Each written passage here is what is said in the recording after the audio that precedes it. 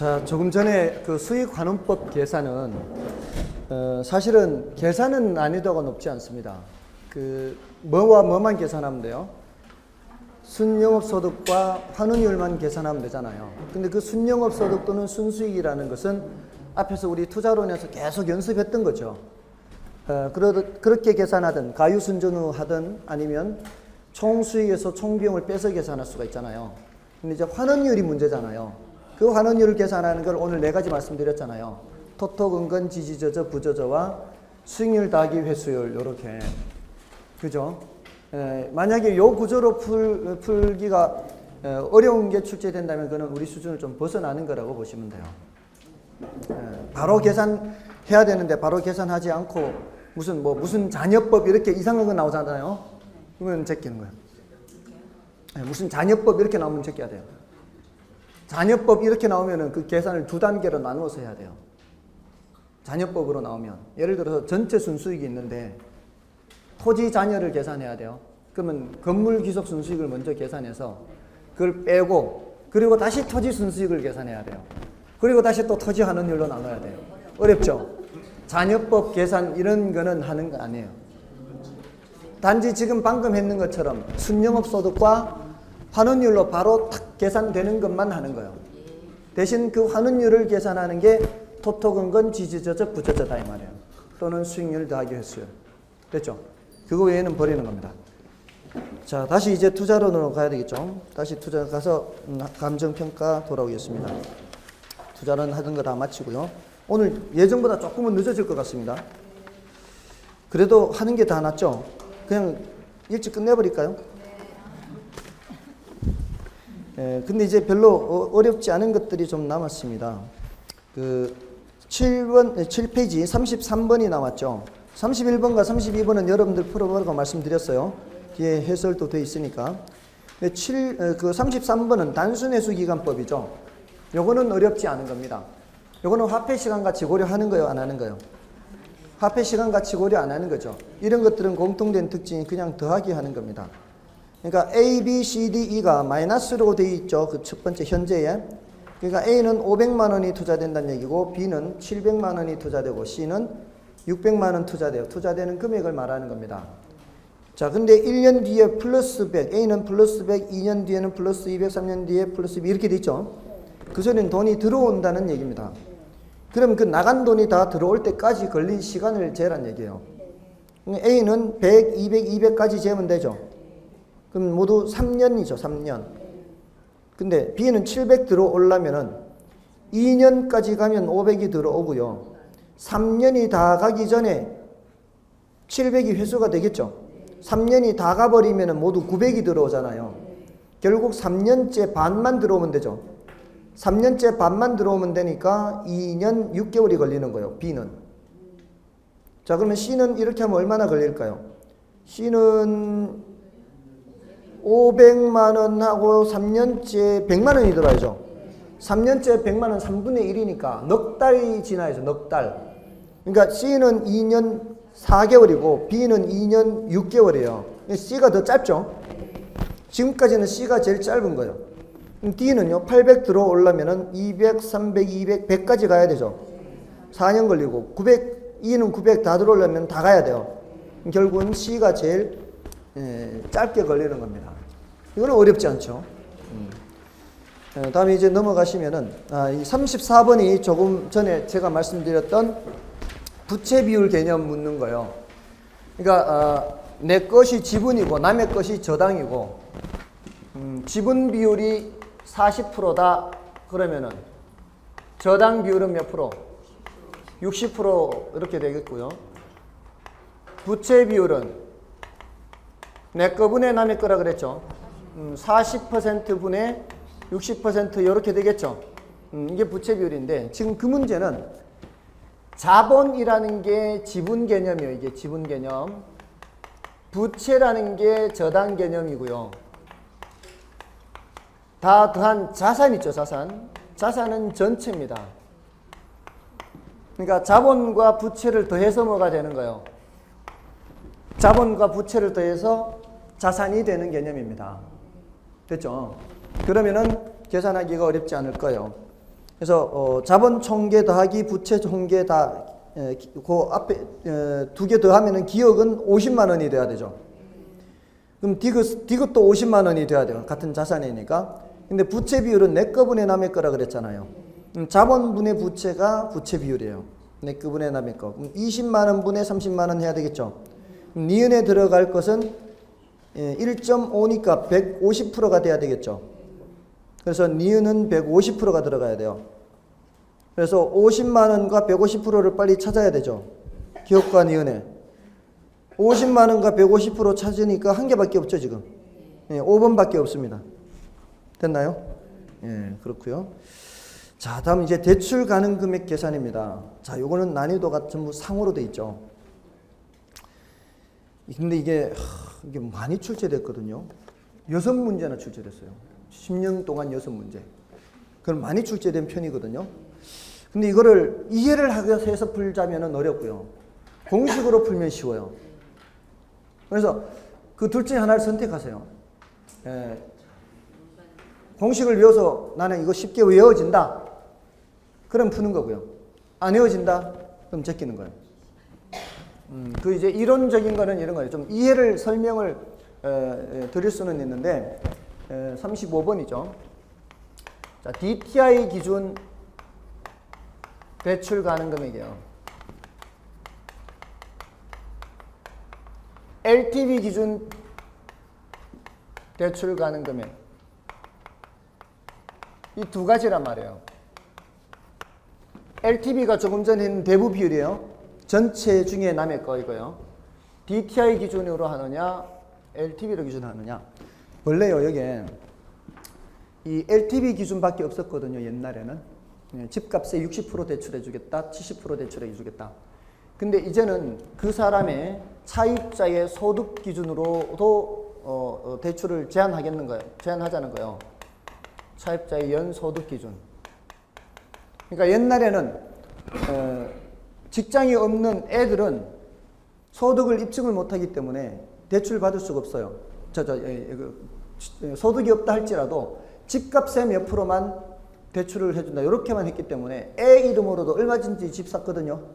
근데 요새는 애 이름으로 집을 못 산다고요. 그 애 이름으로 소득이 있다는 것을 입증을 해야 돼요. 그래서 이게 대출 받기가 더 어려워진 거예요. 근데 이 DTI는 연소득분의 연간 부채 서비스액 비율이에요. 이게 0.4다. 그러면 연소득이 6천만 원인 사람은 부채 서비스액으로 얼마까지 쓸 수 있다는 얘기예요.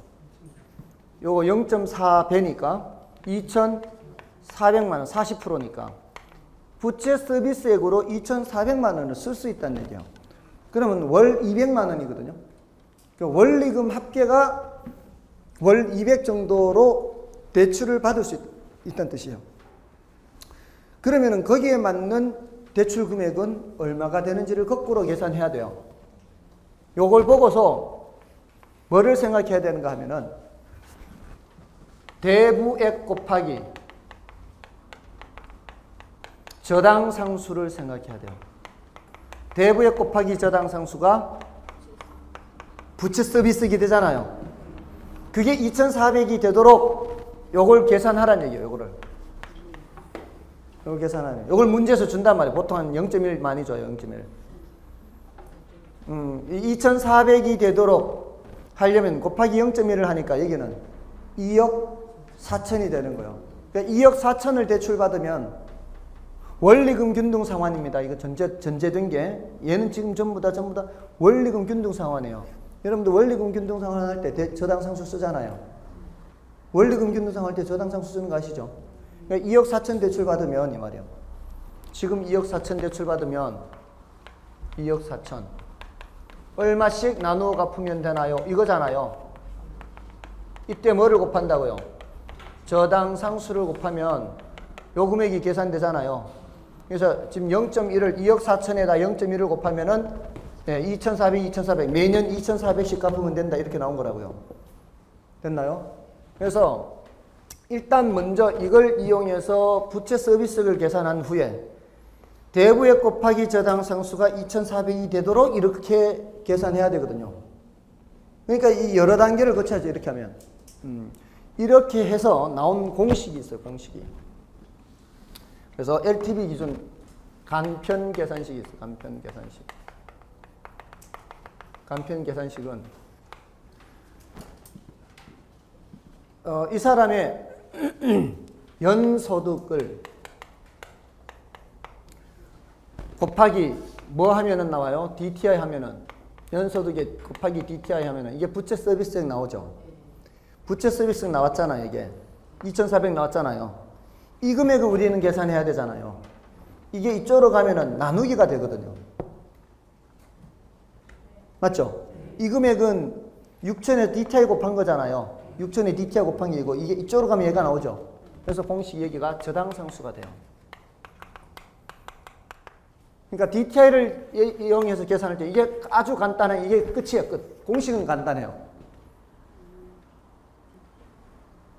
연소득에다가 곱하기 DTI 해서 나누기 저당상수는 끝이에요. 이렇게 이해하려면 이제 이해를 할 수도 있는데 시간이 좀 걸리고 좀 어려운데 이 공식을 외울 수 있다면 DTI를 공부하시라고요. 그러니까 지금 거기 보시면은 35번에 8천만 원의 기존 주택담보대출이 있어요. 이미 기존 주택담보대출이 있어요. 그러니까 이럴 때에는 이런 식으로 계산한 금액에다가 8천만 원을 빼기만 하면 돼요. 그랬을 때 A은행이 대출 승인 기준 다음과 같을 때 값이 추가로 대출 가능한 최대 금액은 했어요. 자, 값 소유주택 담보 평가 가격 있죠. 그 부동산 가격은 어디로 가야 되는가 하면은 빨리 LTV로 가야 돼. LTV 찾아가야 돼요. 담보 평가 가격은 4억 원이죠, 지금. 이 9자리 숫자는 억이라 그랬어요. LTV는 몇 %예요? 60%죠.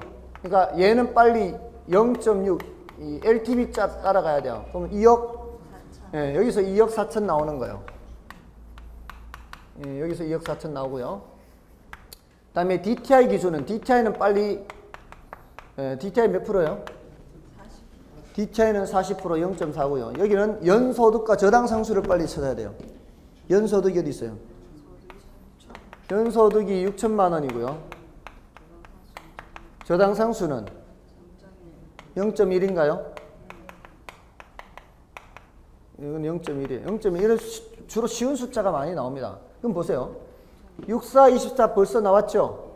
2억 4천에 0.1로 2,400만 원에 0.1로 나누면 이것도 2억 4천 나오죠? 그러니까 이거 두 개 곱하면은 6천 곱하기 0.4에다가 나누기 0.1 끝이에요, 이게. 저당상수로 나누면. 그러면 위든 아래든 둘 다 2억 4천이죠?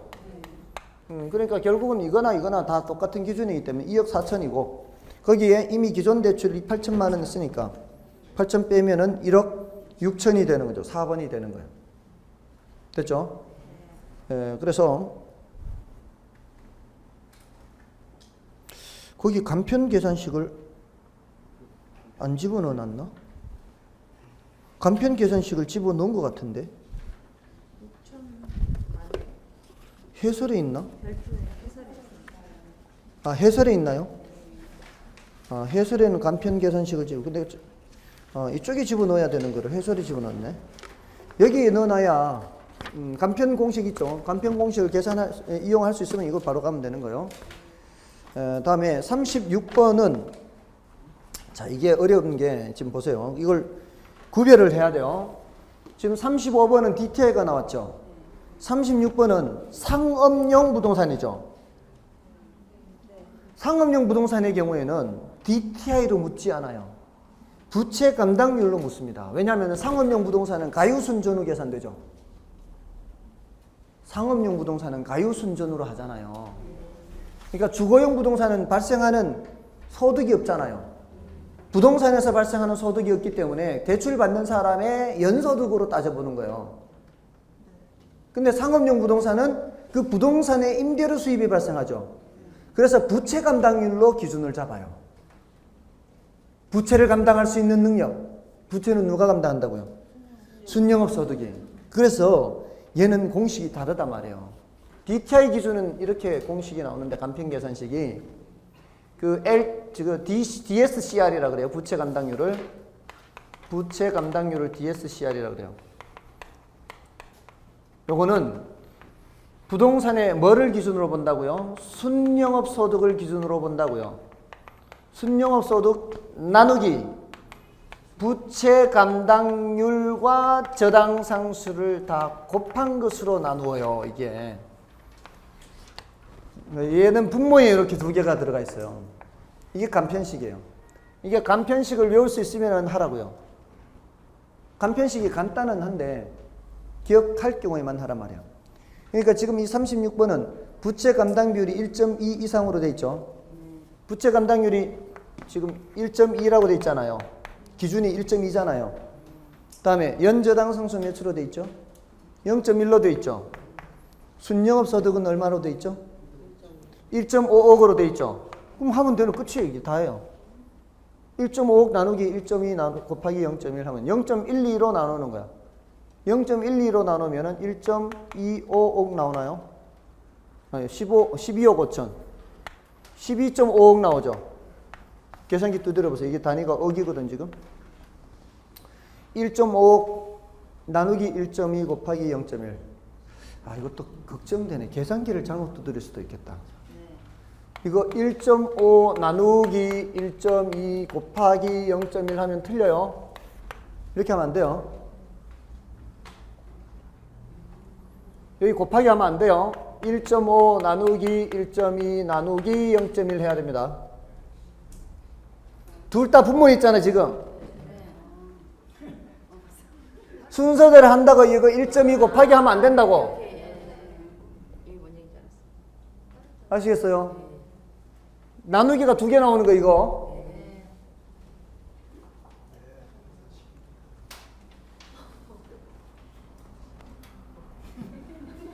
지금 여러분은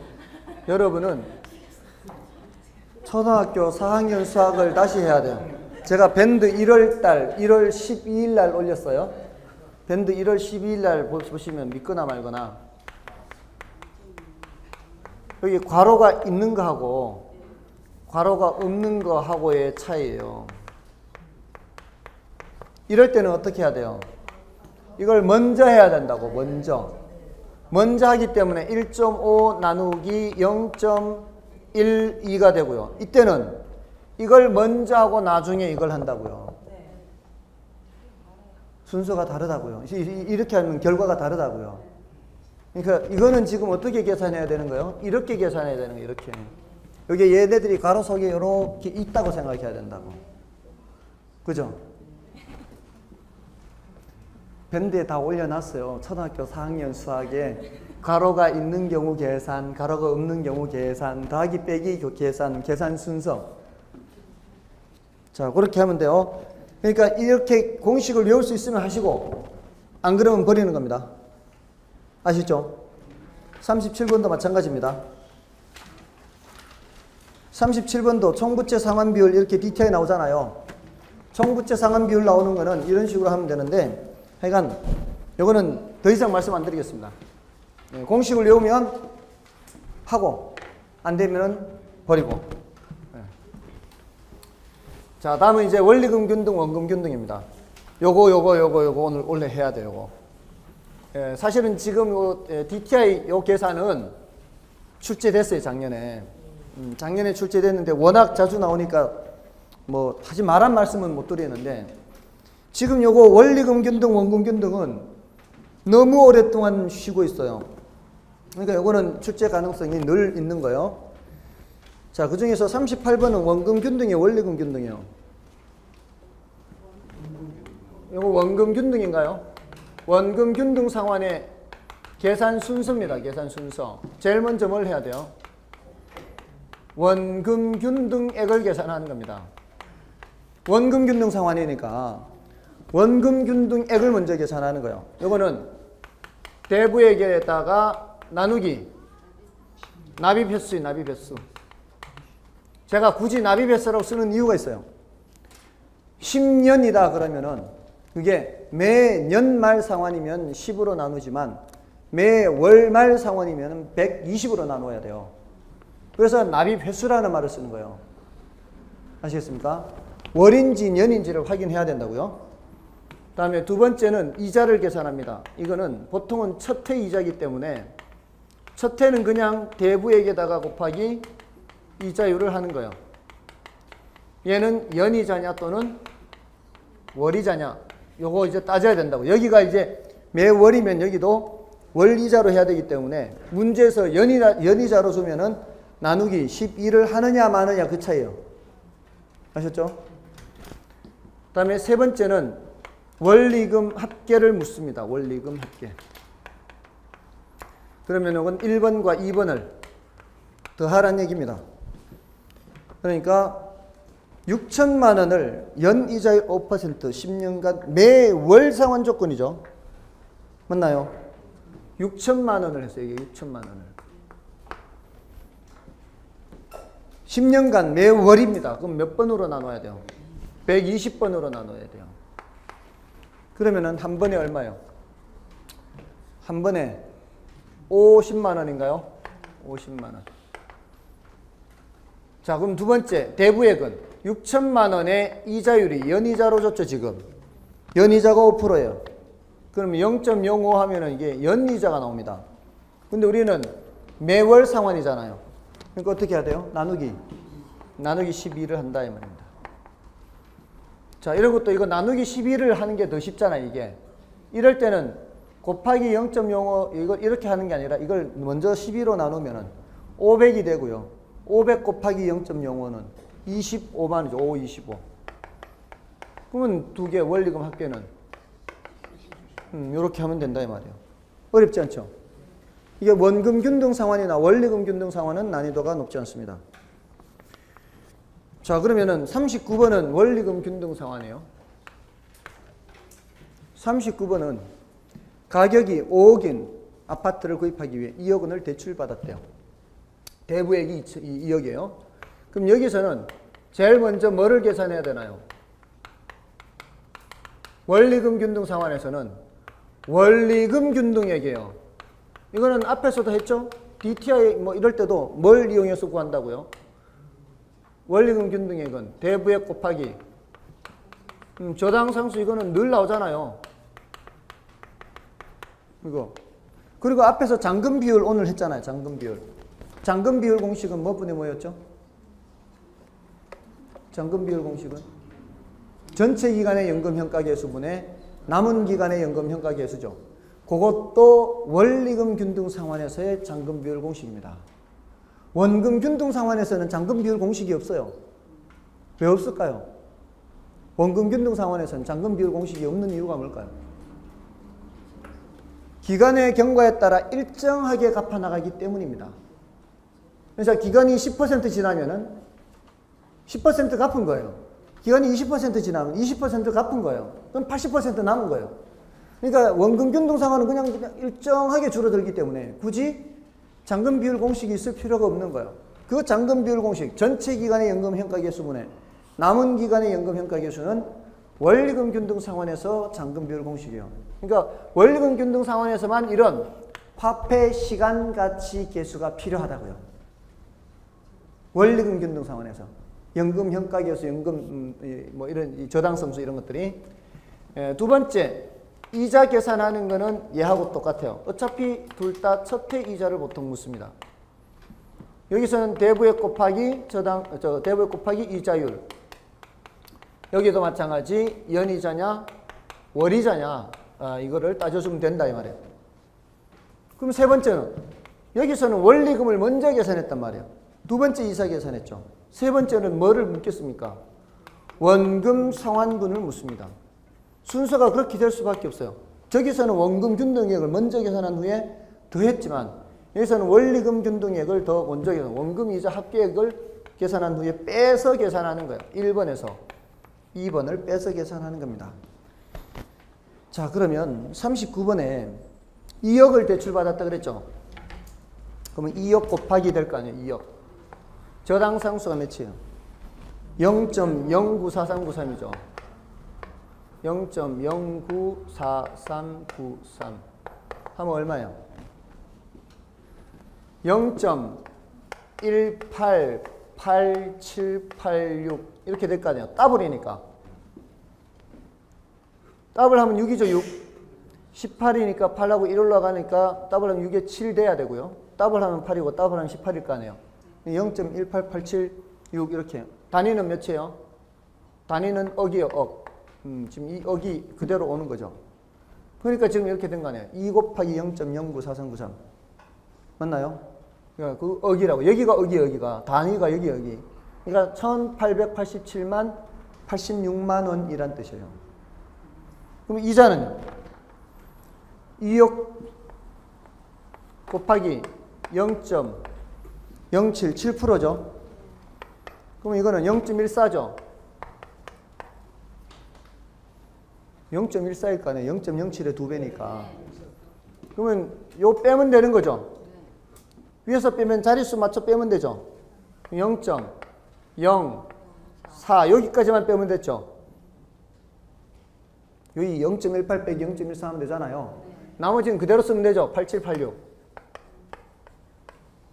맞나요? 예. 487만 8,600원이죠. 배열 순서만 찾아도 돼요. 48786 48786 찾으면 되죠. 예, 1번이에요. 됐나요? 자, 다른 방법도 있어요. 다른 방법도. 문제에서 원금 상환분만 구하라고 할 때는 지금 이 0.094393하고 이 0.07하고 자세히 한번 비교해 보세요. 어떤 숫자가 더 커요? 0.094393이 더 크죠. 0.07이 더 작고요. 얘가 이자율이죠.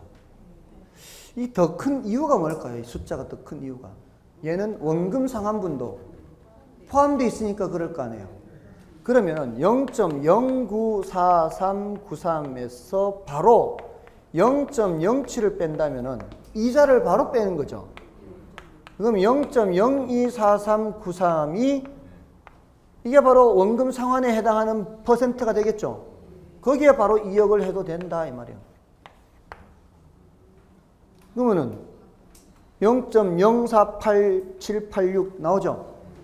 그러니까 어떻게 하는 관계에서 내가 3천만 원을 빌렸든 3억을 빌렸든 여기에는 지금 이자고 초과되는 부분이 있죠. 내가 3천만 원을 빌렸으면 0.024393에다가 0.0243 곱하기 3천만 원 하면 될 거 아니에요. 얘는 항상 원금 상환에 해당하는 크기니까. 맞나요? 이자가 0.07이니까 항상 저당 상수는 어떻게 돼 있다고요? 저당 상수는 이자율에다가 원금 상환분에 해당하는 크기가 있다고요. 예? 그럼 이걸 빼면은 저당 상수에서 이자를 빼면 원금 상환하는 그 퍼센트가 나올 거 아니에요. 거기다 금액 곱하면 된다고 그냥. 아시겠어요? 아니 싫으면 말고. 싫으면 말고. 편할 대로 하면 돼요. 편할 대로. 됐고요. 자, 그럼 됐고요. 다음에 40번 입지계수 계산. 이거 지지난주 했어요. 입지계수 계산은 LQ 계산, LQ. 이거는 거저 줍기예요. 거저 줍기. 그러니까 이런 거는 틀리면 안 돼. 그러니까 15번 주제, 16번 주제 이런 거는 맞출 수 있어야 돼. 특히 40번은 이거는 진짜 누워서 떡 먹게 이게 A, B 전국 이렇게 돼 있고요. 여기가 부동산업, 기타, 전체 이렇게 있으면 여기가 150이고 여기가 450이고 여기가 600 그다음에 여기가 250, 150, 400 여기가 400, 600, 1000이요. 어떤 산업의 입지계수예요? A지역에 부동산업이라고 그랬죠. 그럼 동그라미 쳐야죠. A지역에 부동산업 동그라미 치고 전국의 전체는 항상 들어간다 그랬어요. 그래서 이 대각선 끝에 있는 걸로 기준을 잡아서 박스를 그리면은 네 귀퉁이 숫자가 필요하다 그랬죠. 네 귀퉁이 숫자를 어떻게 하라고요? 1000분의 400분의 1000분의 400분의 600분의 150 이렇게 하라 그랬죠. 이렇게 항상 분모분의 분자 이렇게를 어떻게 하라고요? 1000분의 400분의 600분의 150 이렇게. 만약에 B지역의 기타 산업에 LQ 하면은 B지역의 기타 산업에 LQ 하면은 요 동그라미 쳐야 되죠. 요 항상 들어간다 그랬죠. 요렇게 해가지고 박스 쳐놓고 어떻게 해요? 1000분의 600분의 400분의 150 이렇게 하면 된다고. 됐어요? 공식은 뭔데? 공식은 원래 LQ 공식은 전국의 특정 산업의 고용비분의 지역의 특정 산업 고용비죠. 됐나요?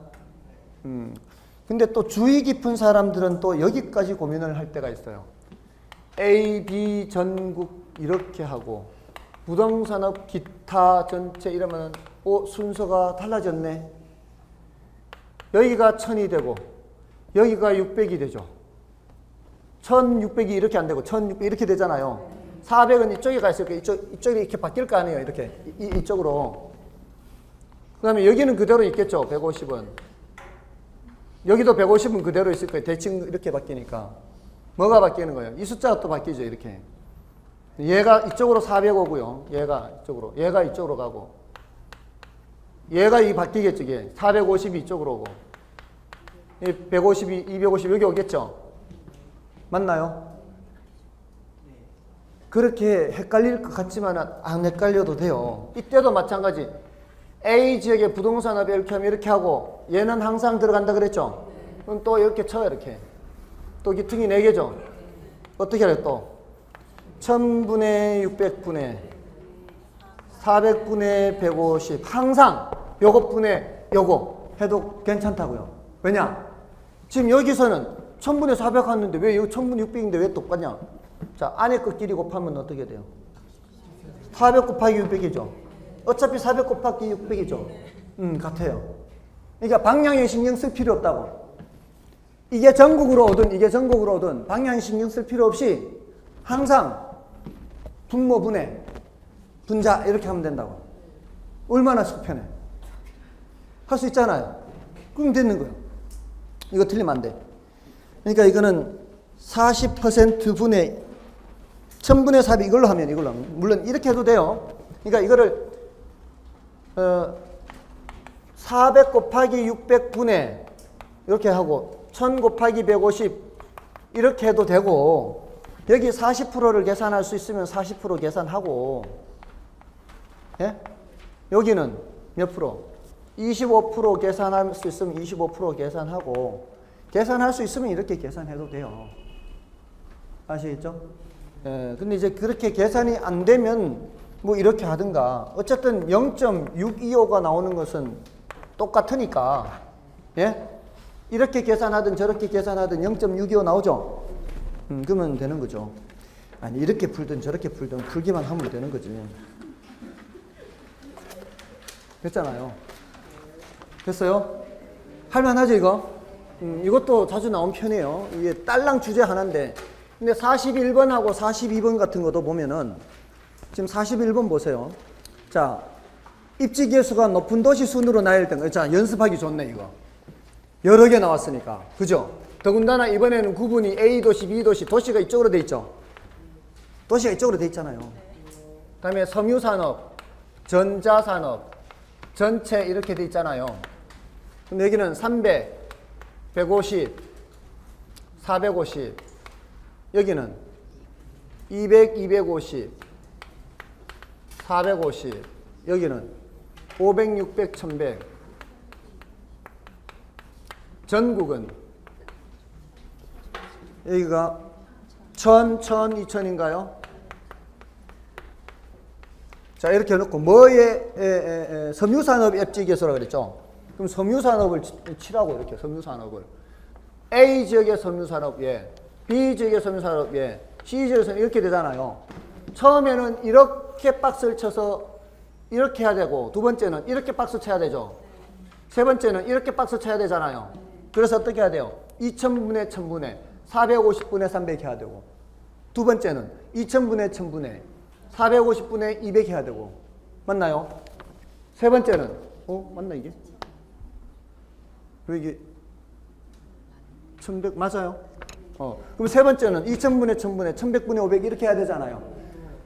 자, 근데 다 분모에 2000분의 1000이 있죠. 그러면은 분자만 비교해도 되잖아요. 분자만 비교한다는 게 요것분의 요거하고 요것분의 요거하고 요것분의 요것만 비교하면 되잖아, 이때는. 근데 요것분의 요거 하면은 얘가 450분의 300은 얘가 225가 반띵이거든요. 225가 반띵이니까 반띵보다 크죠.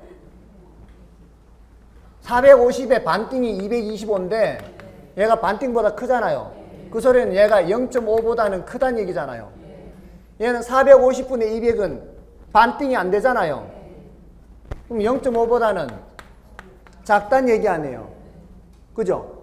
그럼 1100분의 500 이것도 1100분의 500 하면은 반띵이 안 되네, 이것도. 제일 큰 거는 일단 누군지 알 수 있어요. A가 제일 큰지는 알 수 있죠. 얘는 이제 450분의 300이니까. 그죠? 그럼 A가 제일 큰 거고, 그럼 남은 건 1번, 2번 둘 중에 하나 찍으면 되겠네.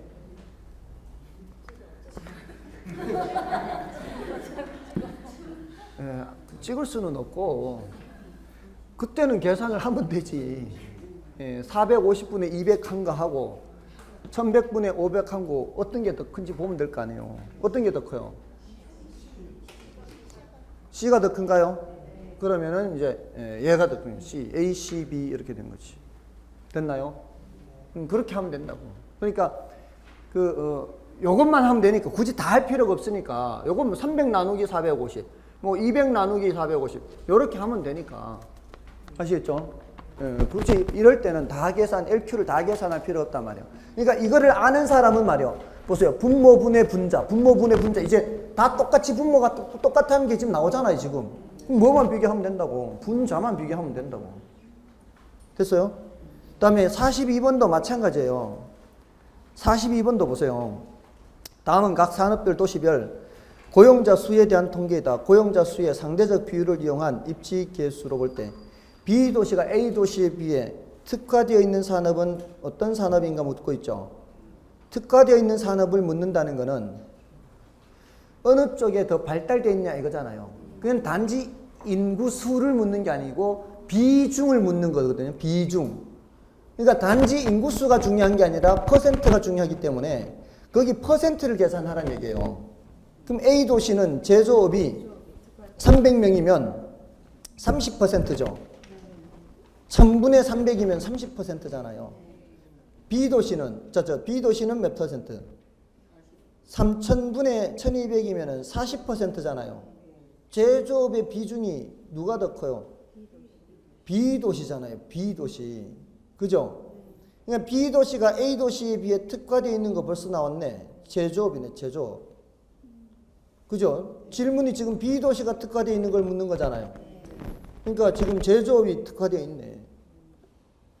그죠? 그 다음에 금융업은 보세요. 금융업은 양쪽 다 반이죠. 이쪽 저쪽 모두 반이잖아요. 그러니까 똑같은 거예요. 근데 부동산업은 A도시는 20%인데 B도시는 10%잖아요. 그러니까 A도시는 특화되어 있는 게 어디에 특화되어 있는 거예요? 부동산에 특화되어 있다. 이렇게 얘기할 수 있다 이 말입니다. 그죠? 그렇게 비교하면 돼요. 굳이 LQ를 계산 안 해도 돼요. 그러니까 LQ를 계산하면 당연히 B도시가 더 큰 게 제조업이 더 크겠죠. 그런데 굳이 LQ를 계산 안 해도 알 수 있다는 거죠. 자, 됐고요. 나머지 이제 17번에 레일리 이론과 허프 이론이에요. 43번부터 44, 45, 46번까지 네 가지인데 그 네 가지에서 46번만 다른 유형이고요. 43, 44, 45번은 같은 유형이에요. 그러니까 그거를 이제 구조를 잘 보고 알아야 돼요. 그러니까 앞에 세 가지는 자, 이거 제가 이론 시간에도 말씀을 드렸어요. 이론 시간에도 43번부터 45번까지는 보면은 다 이 크기를 알려주고요. 이 크기를 알려주고 여기까지 거리도 알려줘요. 문제에서. 특징이 43번부터 45번까지가 모두 다. 43번은 거리가 어떻게 돼요? 1km, 2km. 여기가 1km, 여기 2km 알려주죠. 여기 크기는 만이고요. 여기는 2만 이렇게 알려주죠. 44번은 어떻게 돼 있어요? 왼쪽이 얼마라고 돼 있어요? 2km, 3km로 돼 있고 크기는 4,000제곱미터, 9,000제곱미터 다 알려줬죠. 45번도 보세요. 10km, 20km 해놓고 6만, 36만 다 했죠. 그 특징이에요. 이런 형태 한 문제가 있고요. 46번은 그게 아니에요. 46번은 여기 이제 매장이 있고 여기 또 매장이 있으면 46번은 두 쇼핑센터 간 전체 거리만 알려줘요. 여기서 여기까지. 여기 12km 전체만 알려줬지. 이게 지금 구체적으로 어떻게 쪼개는지는 안 하고 있고요. A와 B의 면적은 가르쳐줬죠. 면적은 2,000이고 8,000이죠. 여기가 2,000이에요.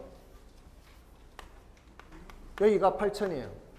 그리고 묻는 것이 얘는 인구 유인 비율을 묻거나 또는 점유율을 묻거나 그러면서 이용객 수를 물어요. 이용객 수.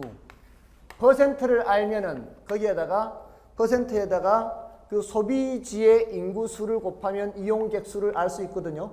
여기가 예를 들어 3만 명이다. 그러면 점유율을 계산한 후에 이용객 수를 곱하면 이용객 수가 나와요. 근데 여기서는 뭘 물어요? 경계를 물어요. 경계. 이게 컨버스 모형이 컨버스. 교재에 컨버스 공식 있죠. 루트. 루트 공식 다 외우셨어요? 예?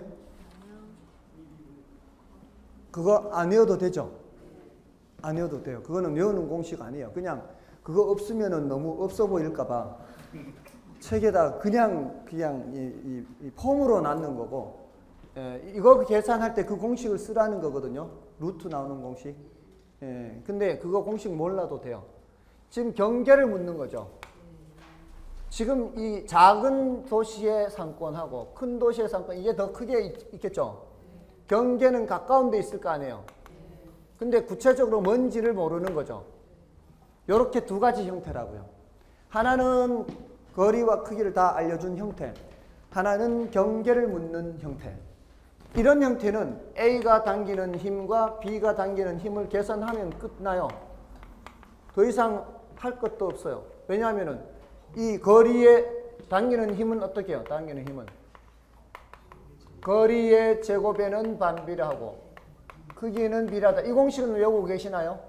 네, 이 공식은 외우고 있어요. 이 공식은. 그럼 A가 당기는 힘은 어떻게? 1의 제곱분의 만. B가 당기는 힘은 2의 제곱분의 2만이죠. 그럼 여기는 그냥 1이니까 만이고요. 여기는 4분의 2만이니까 5천이죠. 그럼 당기는 힘이 만 대 5천이라는 얘기는 여기 모두 15,000명이 있으면 10,000명은 저쪽으로 가고 5,000명은 이쪽으로 온다는 얘기예요. 여기 3만 명이 있다면은 2만 명은 저리 가고 10,000명은 이리 온다는 얘기예요. 2대 1로 간다는 얘기예요. 우리 시험에서는 이렇게 당기는 힘을 계산을 해본 결과 지금까지 제일 어려운 숫자가 한쪽은 700이고 한쪽은 1050이었어요. 지금까지 제일 어려운 숫자가. 그러면은 빨리 몇 대 몇을 찾는 게 관건이에요. 이걸로 몇 대 몇을 못 찾으면은 이런 식으로 찾아야 돼요. 700 더하기 1050 분의 700은 저쪽이고 700 더하기 1050 중에 1050은 이쪽이에요. 근데 이런 숫자는 다 우리 시험이 그렇게 어려운 숫자가 안 나와요. 이런 게 나오면 한 번 정도 반띵 해보라고. 반띵. 반띵 하면 350이잖아요. 그 350 하나 더, 350 더하면 1050 되거든요. 그럼 얘는 350이 두 개인 거고 얘는 350이 세 개죠. 그러면 2대 3이란 얘기잖아요. 2대 3이란 얘기는 4대 6이란 얘기잖아요. 그럼 40% 저리 가고 60% 이리 온다는 얘기예요. 그럼 4대 6이란 얘기예요. 40% 60%. 그죠? 그래서 이 43번 같은 경우에는 일단 점유율은 40% 60%잖아요. 근데 그렇게 지금까지 내니까 너무 문제가 쉽다고 느끼니까 괄호 속에 함정을 넣은 거예요. 도시 인구의 70%가 대형 할인점을 이용한다고 이렇게. 그게 함정이에요. 30만 명을 다 4대 6으로 나누지 말고 30만 명 중에 몇 퍼센트를 70%를 그러니까 자 이런 경우는 이제 2대 1이네. 이건 2대 1이잖아 지금 계산한 문제는 2대 1이니까 총 몇 등분해서 3등분해서 둘은 저쪽으로 하나는 이쪽이잖아요. 그러니까 그냥 놓고 보면은 30만 명을 이게 30만 명이구나. 30만 명을 이쪽으로 20만, 이쪽으로 10만 보내야 되잖아요. 근데 몇 프로만 이용한다고 그랬으니까 70%만 이용한다고 했으니까 저쪽으로는 20만에 70%니까 14만 명 가고요. 이쪽은 10만에 70%니까 7만 명이 되는 거죠. 그러니까 A 쪽으로는 14만, 지금 누구를 구하는 거죠? A의 점유율 및 이용객 수니까 A 쪽으로는 약 67%고요. 그죠? 3분의 2니까 3분의 2는 약 67%고 그쪽으로 가는 사람은 14만 명이란 말이에요. 자, 이런 식으로 44번, 45번 하면 된단 말이에요. 됐죠? 44번, 45번은 다 이렇게 크기 구하는 거니까. 근데 46번은 어떻게 하느냐? 자, 이 경계를 묻는 문제. 원래 이런 1 플러스 루트 있는 공식 있잖아요. 이걸 안 해도 된다고요. 안 해도 되고. 지금 어차피 A가 당기는 힘을 계산을 한다면 어떻게 하시겠어요? A가 당기는 힘을 계산한다면 이걸 모르니까 일단 A라고 놓고 이거는 B라고 놓으면 A의 제곱분의 거리 제곱이잖아요. 자, 위에 공식. A의 제곱분의 2000 이렇게 해야 될 거 아니에요. 여기 B가 당기는 힘을 계산하면은 B의 제곱분의 8000 이렇게 되죠. 맞나요? 근데 경계에서는 이 값과 이 값이 어떻다고요? 경계에서는 이 값이 같단 말이에요. 이렇게 같아야 돼요. 이게 경계에서는. 그러면 보세요. 이 값이 같다는 거는 지금 분자가 몇 대 몇이에요? 1대 4죠. 분자가 1대 4가 되려면 A의 제곱 대 B의 제곱도 몇 대 몇이 돼야 돼요? 이게 1대 4가 돼야 된다고요. 제곱해서 1대 4가 되려면 제곱하기 전에 숫자는 몇이라야 돼요? 1대 2가 되는 거지. 맞죠? 제곱하기 전엔 1대 2가 돼야 될 거 아니에요. 그러면 얘와 얘가 몇 대 몇이란 얘기예요? 1대 2란 얘기예요. 그럼 총 몇 등분을 해서 또? 3등분. 총 3등분을 해서 두 칸은 이쪽에 한 칸 저쪽에 가면 되잖아요. 12km를 총 몇 등분해요? 3등분 하라고요. 그럼 여기는 4km, 여기는 8km, A로부터 4km. 그럼 됐지 뭘.